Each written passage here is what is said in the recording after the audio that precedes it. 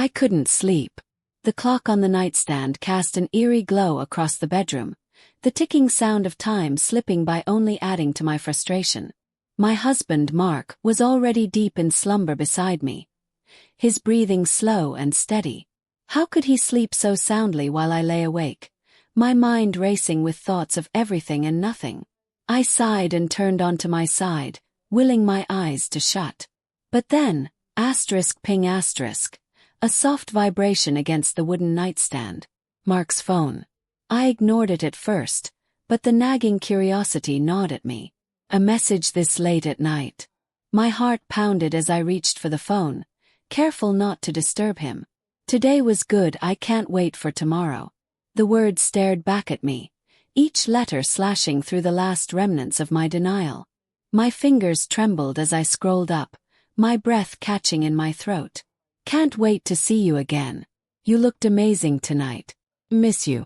A flood of messages, each one a dagger to my chest.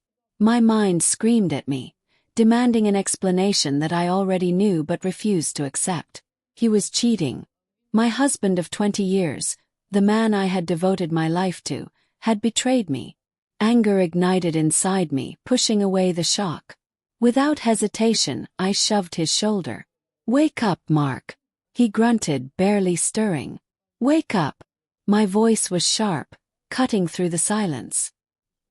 He blinked groggily, squinting at me in confusion. What is it? I held up his phone, my hands shaking. Who is she?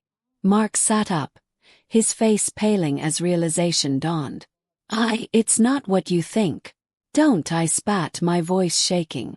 Don't insult me with lies. I read the messages. He ran a hand through his hair, exhaling slowly. I didn't mean for this to happen.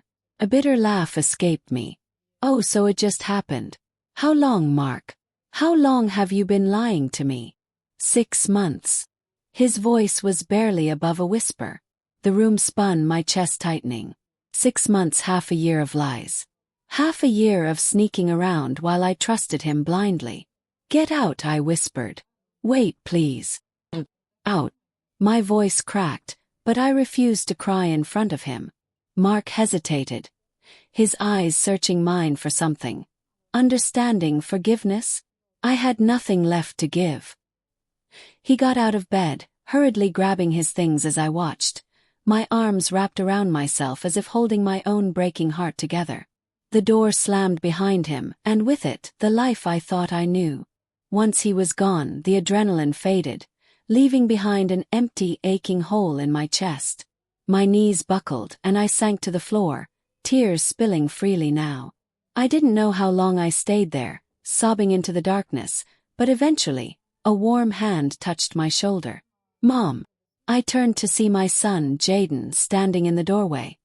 His brows furrowed in concern.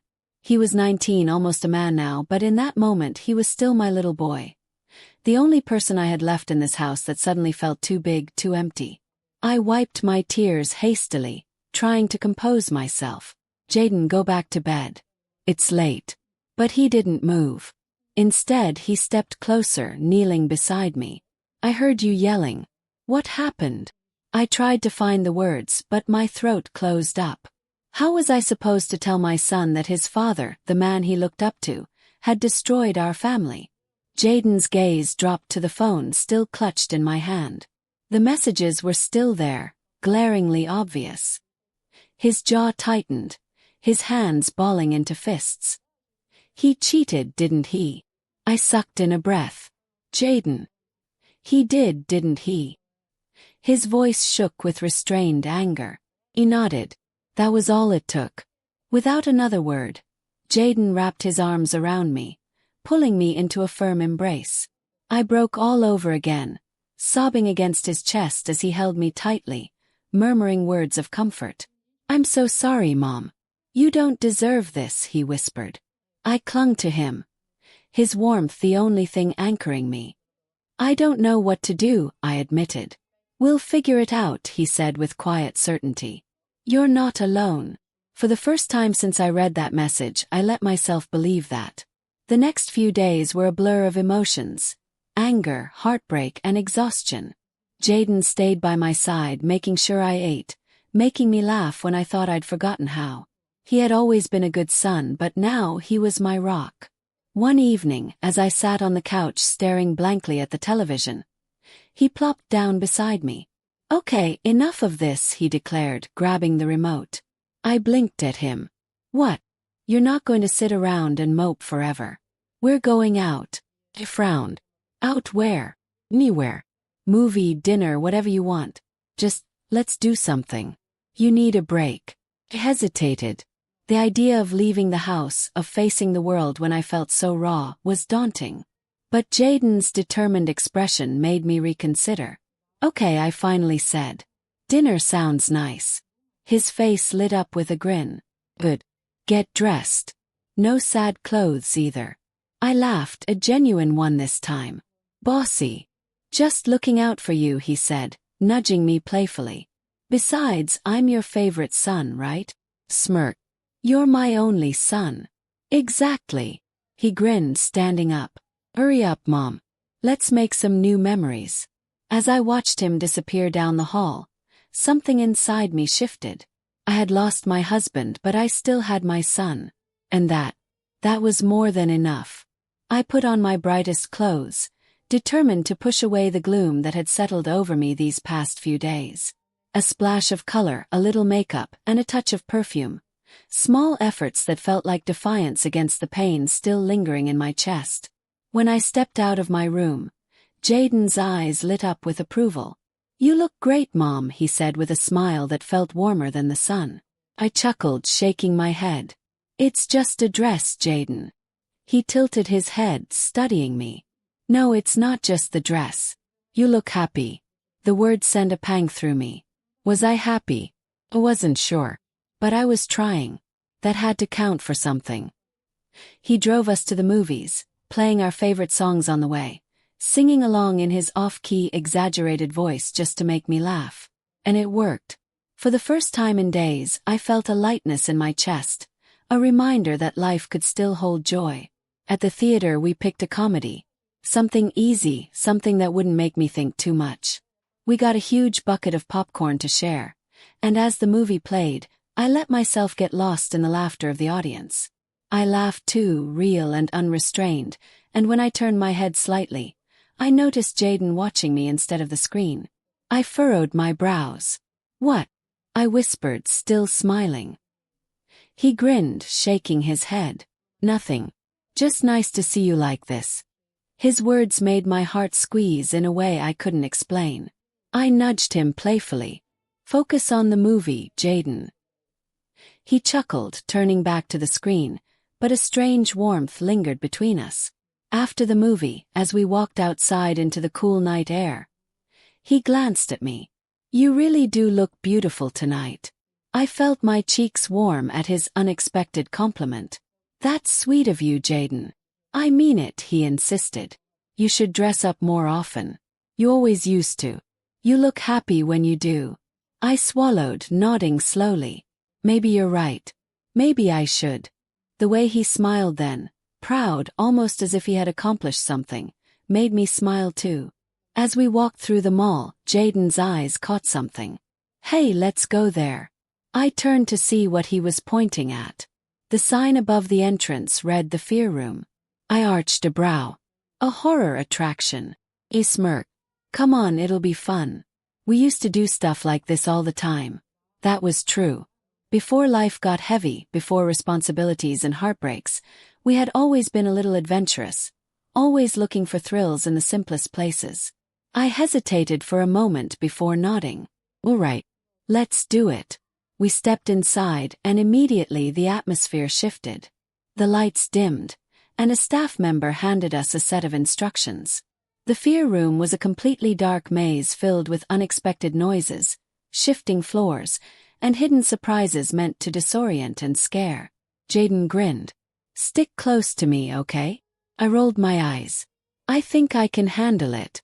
But the moment we stepped into the pitch-black hallway, I regretted my confidence. The darkness was absolute, swallowing every trace of light.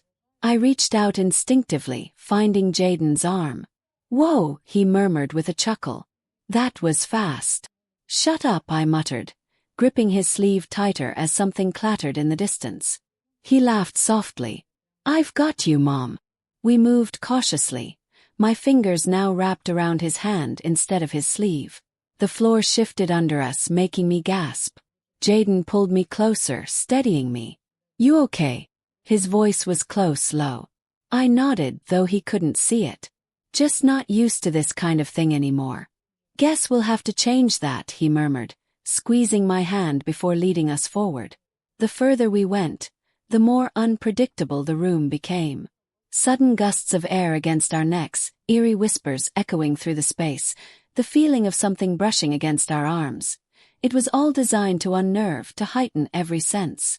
At one point, I stumbled against Jaden, and he caught me, his arms wrapping around me to keep me steady. My heart was already racing from the attraction, but as I felt his warmth so close, something else flickered beneath it. Got you, he said softly, his hands lingering on my waist for just a second longer than necessary before he let go. My breath hitched. Thanks, I murmured, feeling strangely aware of how close we were in the confined darkness.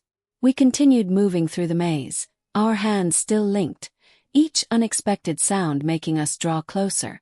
The experience was designed to trigger fear, but with Jaden beside me, all I felt was safe, protected.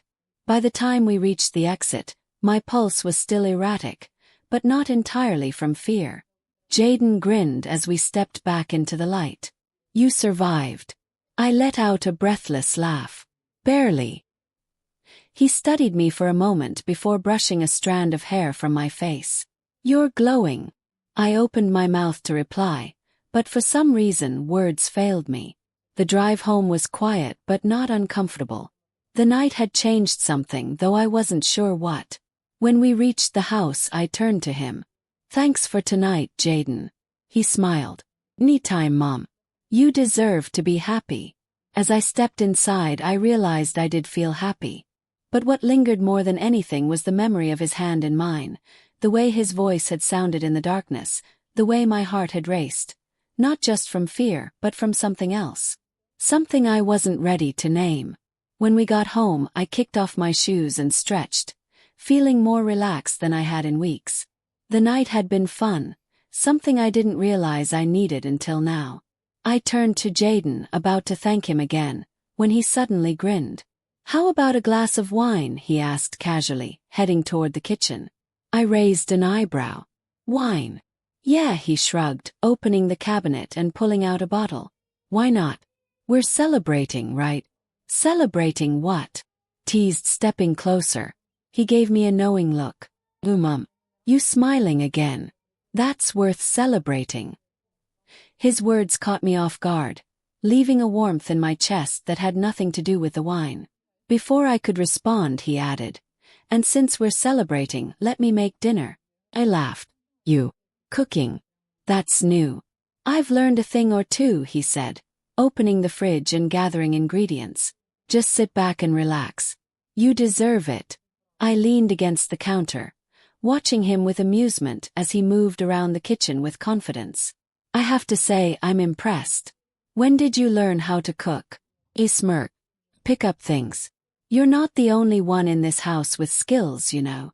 I chuckled, sipping my wine as I watched him chop vegetables. His hands steady and precise. The way he carried himself, calm, sure, completely in control, made me see him differently. He wasn't just my son anymore. He was a man. As he stirred something on the stove, humming softly to himself, I found myself admiring him in a way I hadn't before. He had always been kind, always looked out for me, but tonight it felt different.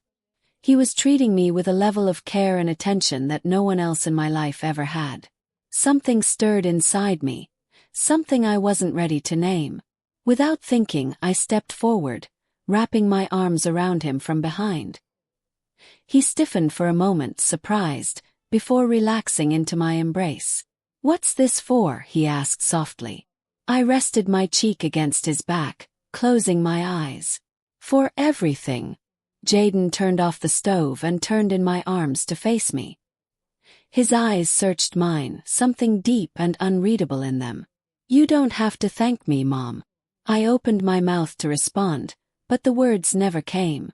The space between us felt charged, something unspoken stretching taut between us. His hand came up to tuck a loose strand of hair behind my ear, his fingers lingering against my skin. You deserve to be treated like this, he murmured. My heart pounded. Jaden. I wasn't sure what I was about to say. Maybe I was going to tell him this was crazy, that we were stepping too close to a line we shouldn't cross. But before I could say anything, he leaned in. And then we kissed. His lips were warm, hesitant at first, as if waiting for me to pull away. But I didn't. Instead, I melted into him, letting the moment take me. The weight of the world, of my past pain, of everything I had been holding inside. It all faded. For the first time in years I felt wanted. Loved. And I didn't want to let it go,